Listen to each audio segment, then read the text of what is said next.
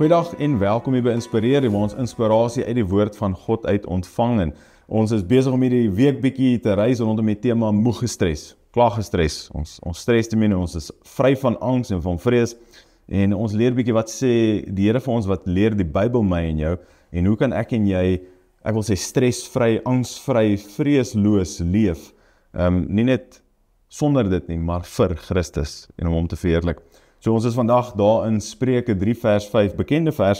Hy sê, vertrou op die Here met jou hele hart en steun nie op jou eie insig nie. Ken hom in al jou weë, dan sal hy jou paaie gelyk maak. Here kom sê hierso, hy sê ek en jy moet hom eerste soek en bo alles soek. En ek wil vir jou vra vandag, wat is jou reaksie in stresvolle situasies? Ek wil sê, daar's fight or flight by partye ouens, maar daar's sekere mense wat wanneer die stres, ek wil sê die knop opgedraai word, wanneer daai mense aan die gang kom. Jy ken daai gesegde wat sê, when the going gets tough, the tough get going. Daar's sekere mense wat goed reageer op stresvolle situasies, wat voorberei is vir dit, en wanneer daar 'n stresvolle situasie opduik, dan, ek wil amper sê, gryp hulle dit aan, en hulle weet wat om te doen, en dan is daar ander mense wat al vries. Partykeer vries ons, en partykeer is daar mense wat na snaakse dinge gryp, en ek dink ons as gelowiges is soms so, ons reageer nie op die regte manier nie. En wat Spreuke hier vir ons kom leer, is Salomo sê, vertrou op die Here, hy sê, maar moenie op jou eie insig staat maak nie. En baie keer wil ons in ons eie kop dinge uitbeplan, uitredeneer, my eie planne maak, sonder om die Here te raadpleeg. En in my eie lewe kan ek vir jou sê, soms is dit so, dat my planne, wanneer dit opraak, dan dink ek, hoekom het ek nie net die Here geraadpleeg nie? Die Bybel sê, ken hom in al jou weë. Hoekom het ek hom nie geken van die begin af nie?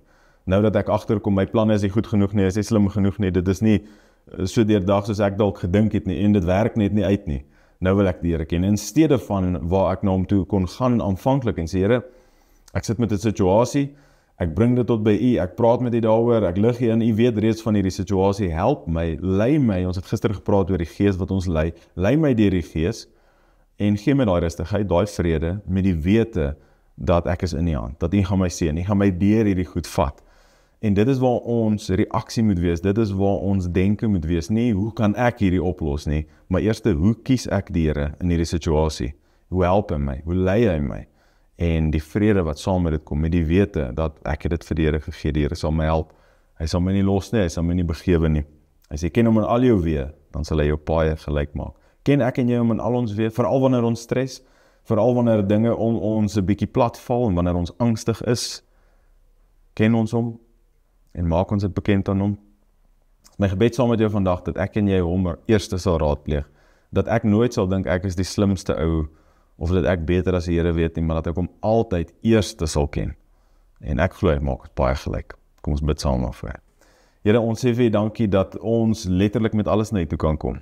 Here, en dankie dat U in U woord sê, U het vir ons 'n welbehae, U wil hê dit moet met ons goed gaan, U wil hê ons moet geseënd wees, Here, en daarom, Here, sê ons vir U dankie, dat ons vandag net opnuut kan besef, dat ons eie insig, ons eie planne, is te min en te dun, en dit werk nie uit nie, Here, maar dat ons U sal raadpleeg in alles wat ons doen, in elke oomblik. En Here, dankie dat saam met dit, dat U ons vrymaak van stres en angs en vrees, Here. Dankie dat wanneer ons U ken in ons situasies, Here, dat U ons baie vir ons gelyk maak. Ons loof U daarvoor, in Jesus naam. Amen. Alright, dankie dat jy saam kuier. Sien jou môre weer, selfde plek, selfde tyd.